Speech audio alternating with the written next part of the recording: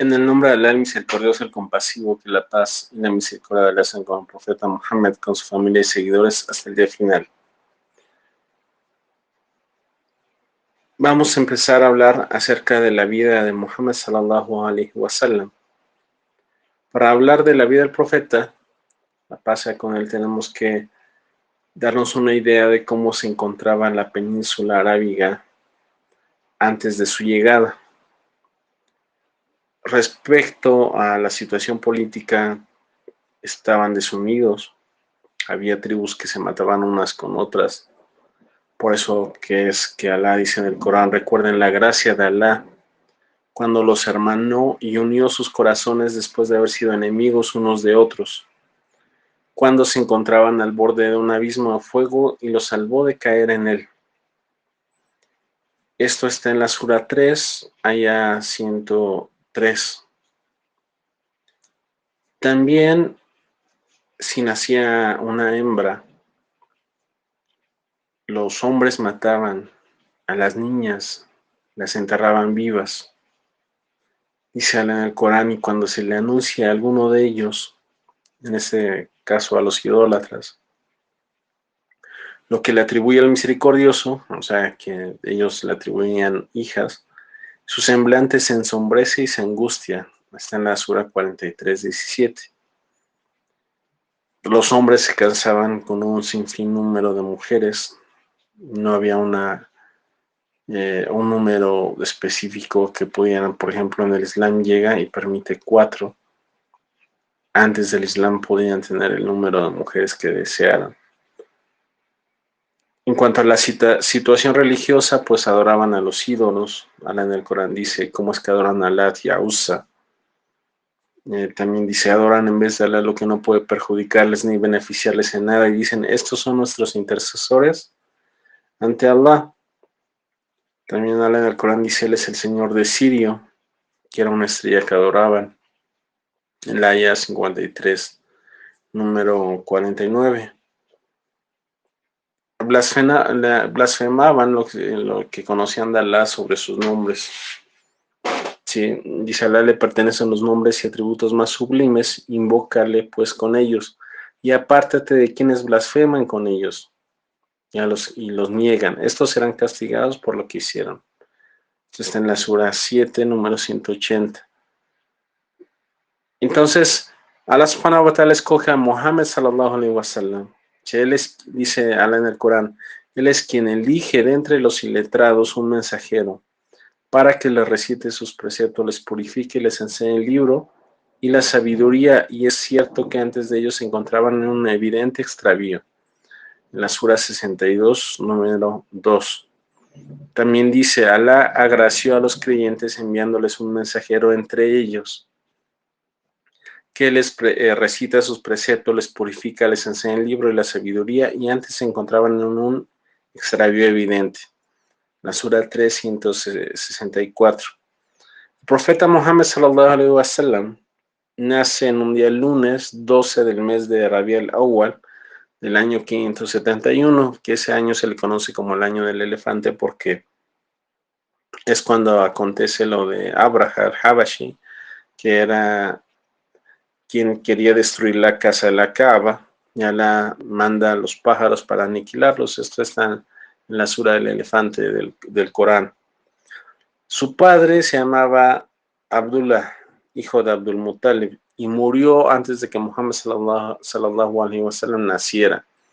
Y aquí la primera prueba de Muhammad sallallahu alaihi wasallam. Antes de nacer ya se había quedado sin padre. Es por eso que Alá en el Corán dice en el mensajero tienen un gran ejemplo.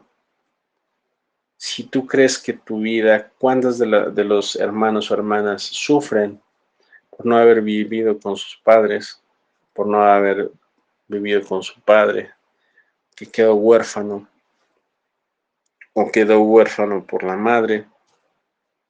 Muhammad sallallahu alaihi wasallam pierde a su padre antes de que él naciera.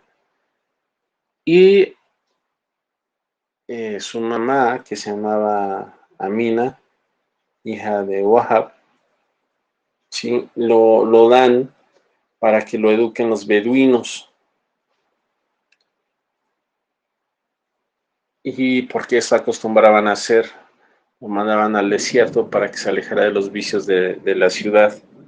Y Muhammad sallallahu alaihi wasallam, su ascendencia llega hasta Adnán, ya es de los hijos de Ismael, y hasta Abraham, ¿sí? Después de pasar obviamente por sus los abuelos, etcétera.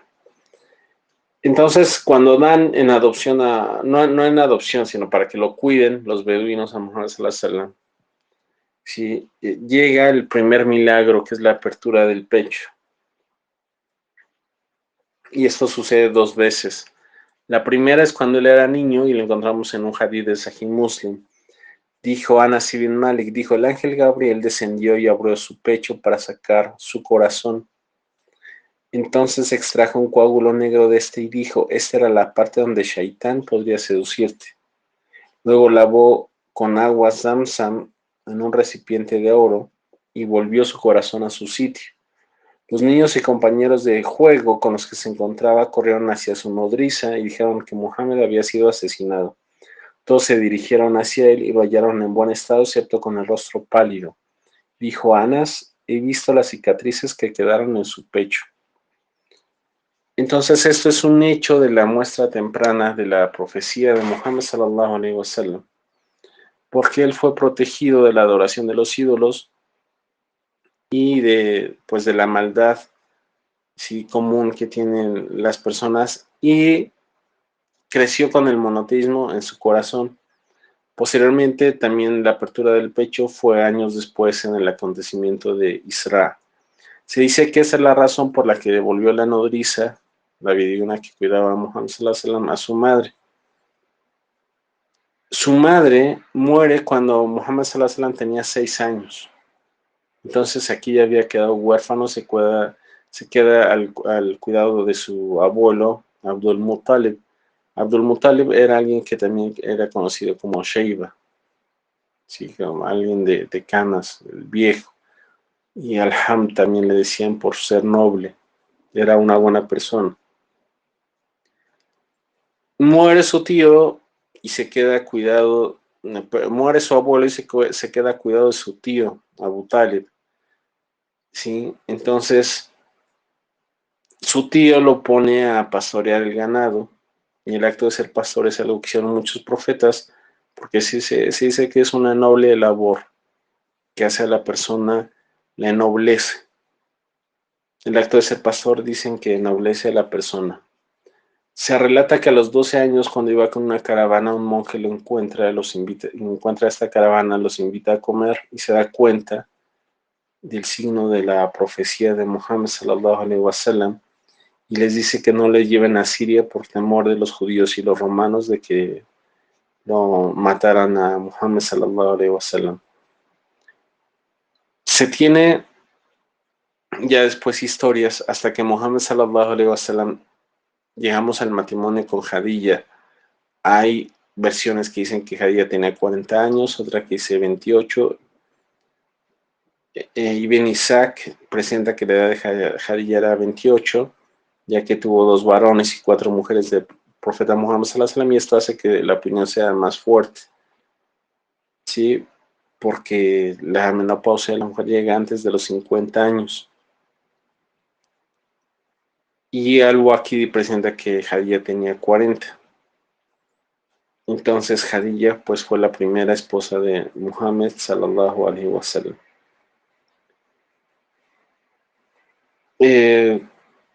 Ok, ¿cómo es que Muhammad sallallahu alaihi wasallam empieza la revelación?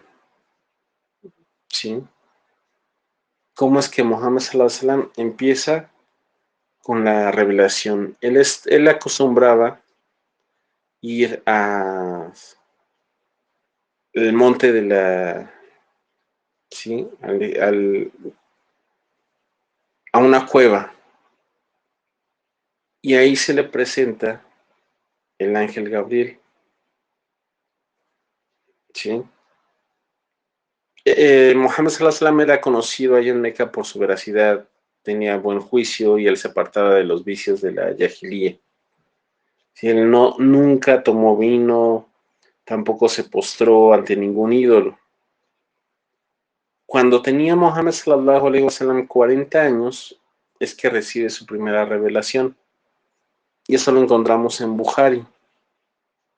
Hay un hadith que encontramos en Bukhari que relata a Aisha, que dijo Aisha radhiyallahu anha, dijo: al principio la revelación divina se manifestaba en el mensajero de Dios en forma de sueños piadosos y veraces mientras dormía.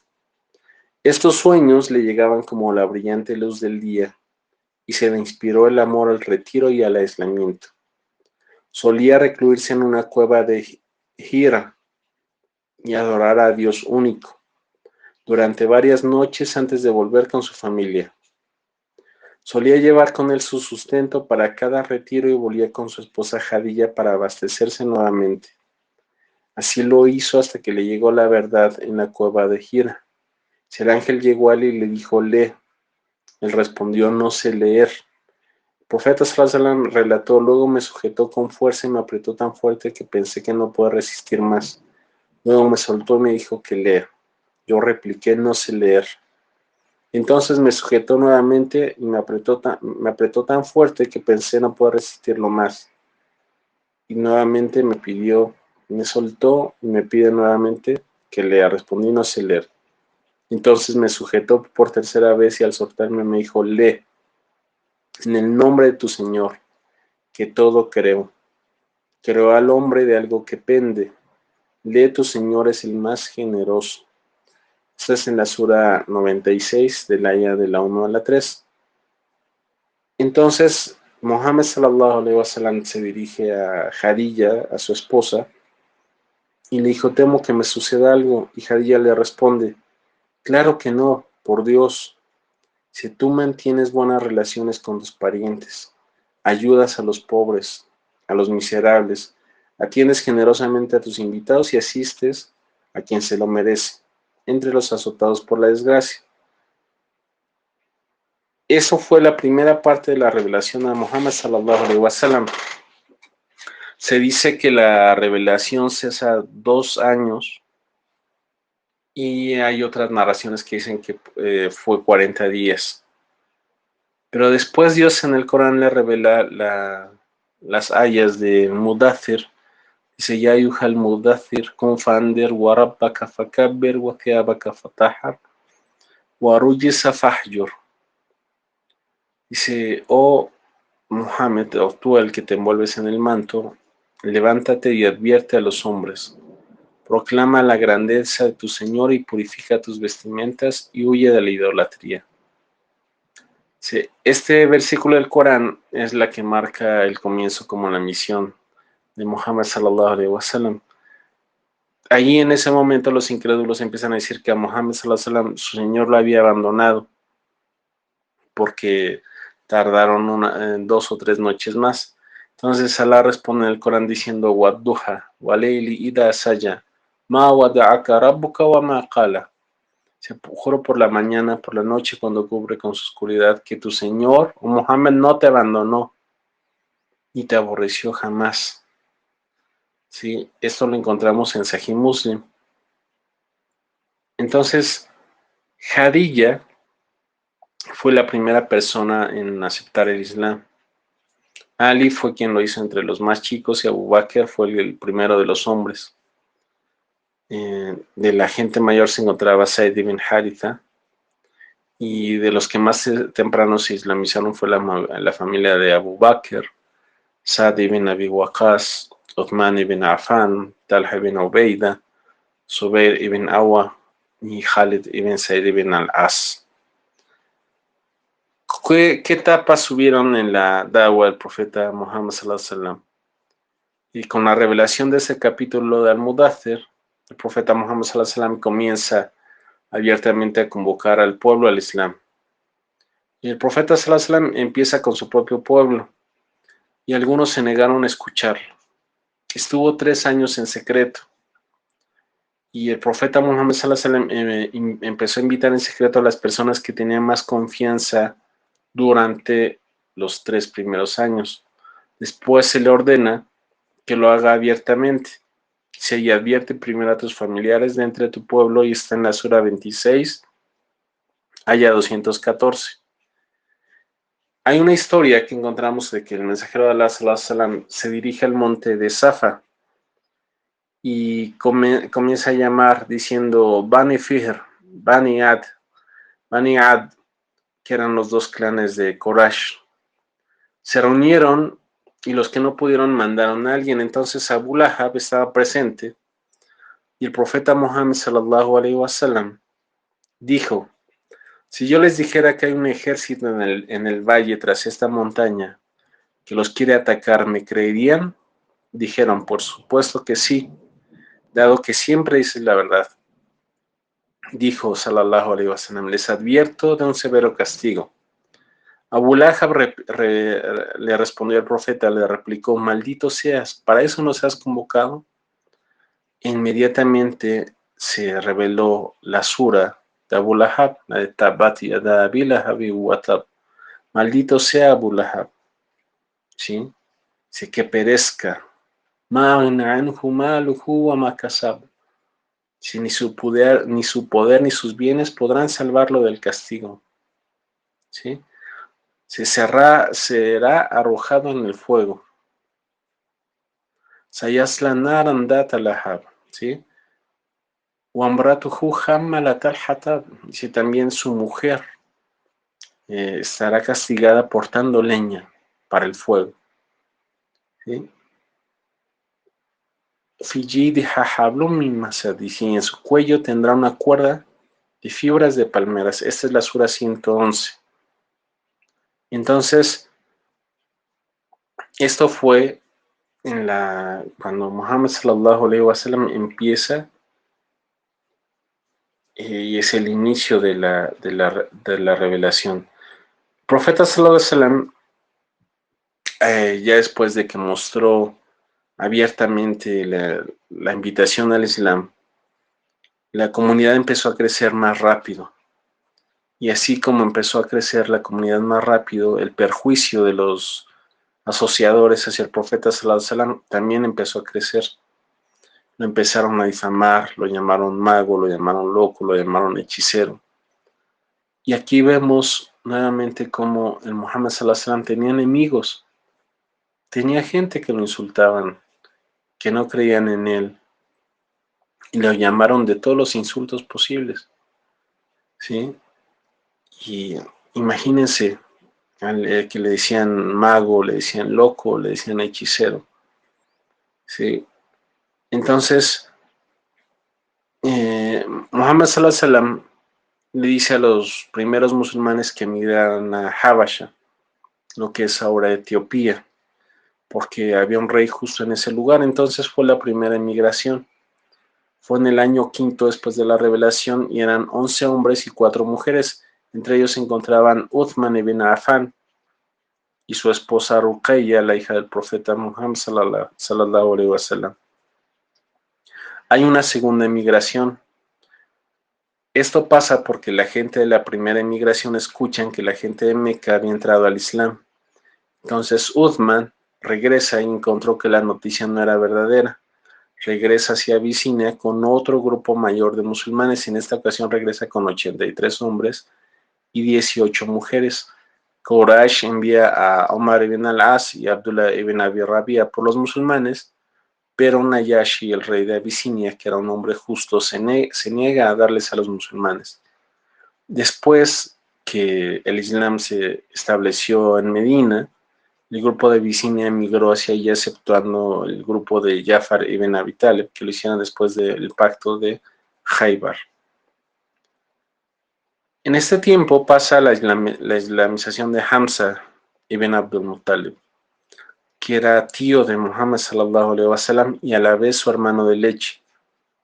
Y el motivo de la entrada del Islam fue por su enojo, por la causa de un suceso con Muhammad sallallahu alaihi wasallam, cuando supo que Abu Jahl pasó por el profeta y lo insulta y lo lastima.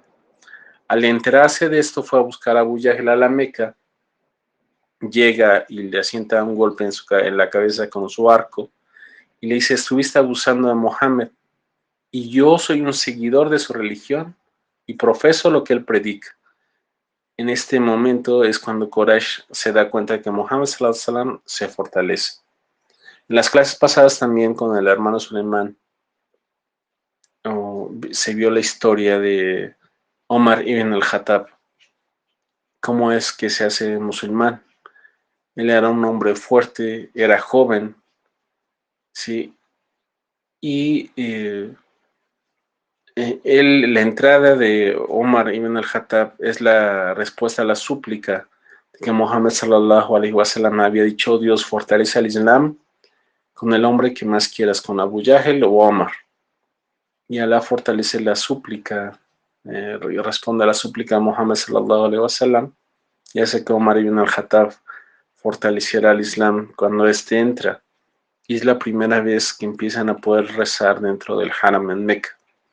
Ibn Masud radhiyallahu anhu dijo: no dejábamos de tener fuerza desde que Omar entró al Islam.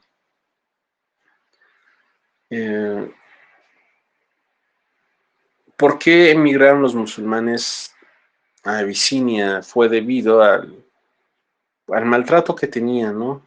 O sea, Alá en el Corán dice, subhanallah, dice: ¿acaso no la tierra de Alá es vasta, es grande para que puedan encontrar en ella sosiego, o sea, para emigrar? Entonces, vemos aquí también cómo los musulmanes pues tuvieron que dejar sus bienes, tuvieron que dejar sus casas para buscar una mejor situación en la cual pudieran ellos encontrarse. Encontramos aquí que pues todo esto lo hacían por su religión. Sí, nos tenemos que preguntar qué nosotros somos capaces de dejar por nuestra religión hoy en día. ¿Cuándo fue el año de la tristeza de Muhammad sallallahu alaihi wasallam? Eso fue en el año 10 de la revelación, porque es cuando muere su tío Abu Talib, quien era quien lo había protegido contra las ofensas y las agresiones de Quraysh. Y su tío Abu Talib no se islamizó. Sí, y Muhammad sallallahu alaihi wasallam empezó a pedir perdón por él. Y Alá dice: no corresponde que el profeta ni los creyentes pidan perdón por los idólatras, aunque se trate de sus parientes, después de que se evidenció que ellos serían los moradores del fuego en la sura 9, 113. Y Alá revela esta ayah diciéndole al profeta, también dice: por cierto que tú no puedes guiar a quien amas, sino que Alá guía a quien Él quiere. Él sabe quiénes seguirán la guía, en la sura 28, número 56. Y es el año de la tristeza porque también muere su esposa Jadilla, 3 meses después de la muerte de su tío radhiyallahu anhu. Y es la mujer que acompañó a Muhammad sallallahu alaihi wasallam, quien reconfortó desde el inicio el mensaje del profeta. Estos acontecimientos ocurren en un breve periodo de tiempo, causaron mucha pena y sufrimiento a Muhammad sallallahu alaihi wasallam. Y entonces Muhammad empezó a tratar de dirigir su mensaje fuera de la Meca, y es cuando se dirige a Taif. Después de morir su tío, que aumenta el maltrato de Quraysh, ¿sí? Se dirige Muhammad sallallahu alaihi wasallam a 60 kilómetros de la Meca y vaya con Zayd ibn Haritha, quien era su esclavo liberto. Ahí invita a la tribu de Thaqif al Islam, permanece 10 días invitando a la gente al monoteísmo y no tiene respuesta alguna. Y es el peor trato que recibe, aparte de Quraysh. Se encontró un trato peor. En el regreso se encontró con un cristiano que reconoció su profecía, acepta el Islam. Su nombre era Adas. En un hadith de Bukhari encontramos que el profeta Muhammad sallallahu alaihi wasallam le dijo a Aisha radhiyallahu anha, le dijo a Muhammad sallallahu alaihi wasallam: ¿has tenido un día más difícil que Uhud? Y el profeta respondió: tu gente me ha perjudicado mucho. Y el peor acontecimiento fue el día de Aqba, cuando me presenté ante Ibn Jalil ibn Abdul Kulab, y no respondió a mi pedido. Entonces me marché con un excesivo dolor y no me pude relajar hasta llegar a Qarn, a Thaleb, donde levanté mi cabeza hacia el cielo y vi una nube que me cubría. Vi entonces a Gabriel. En ella me dijo: Alá te ha enviado al ángel de las montañas para que realices lo que quieras. El ángel de las montañas le saludó y le dijo: Oh Mohammed, ordéname lo que desees. Si lo deseas, derrumbaré las montañas sobre ellos. Mohammed sallallahu alaihi wasallam dice: No, espero que Alá haga salir de ellos hijos que no adoren excepto a él. Y a su regreso con la Meca, a su regreso de la Meca, cuenta con la protección de Al-Mut'im ibn Adi para poder entrar nuevamente. Subhanallah. Dice que no hubo trato peor que después de Quraysh, sino en su viaje a Taif. Y se le presenta un ángel diciendo que podía exterminar ese pueblo, el ángel de las montañas, ya que Taif estaba entre montañas. Y Muhammad sallallahu alaihi wasallam dice: No, yo prefiero que salga gente, que los hijos de esa gente adoren a Allah subhanahu wa ta'ala. Es por eso que es el profeta de la misericordia, sallallahu alaihi wasallam. Allah en el Corán dice: وَمَا أَرْسَلْنَاكَ إِلَّا رَحْمَةً لِلْعَالَمِينَ. Y no te hemos enviado sino como misericordia para el mundo, para el universo. Le pido a Allah subhanahu wa ta'ala que nos beneficie de lo que escuchamos. Vamos a tratar de sacar los beneficios de la vida de Muhammad sallallahu alaihi wasallam, ponerlo en nuestras vidas. Veamos la paciencia que él tuvo, cómo tuvo que esforzarse, el viajar para invitar a la gente al Islam, el que la gente dejara cosas por el Islam, dejara su hogar, dejara sus familias, dejara sus bienes. Y todo eso lo hicieron por el profeta Muhammad sallallahu alaihi wasallam, para que ellos practicaran un mejor Islam. Sufrieron. Ahora, hoy en día, en nuestros países de América Latina, no tenemos que pasar por esta situación.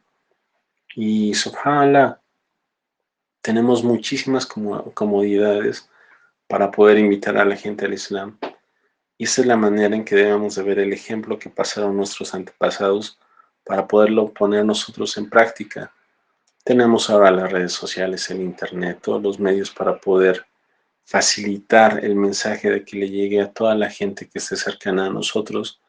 Hay que tratar de ponerlo pues a nuestro beneficio, utilizarlo esto a favor del Islam y ver cómo Muhammad sallallahu alaihi wasallam, que empezó de la nada, siendo huérfano, llegó hasta donde llegó. Le pido a la subhanahu wa ta'ala que nos dé luz en nuestros corazones, esa luz del conocimiento, que nos beneficie de él, que nos dé sinceridad y que así como nos ha reunido ahora en esta clase, nos reúna inshallah en el paraíso.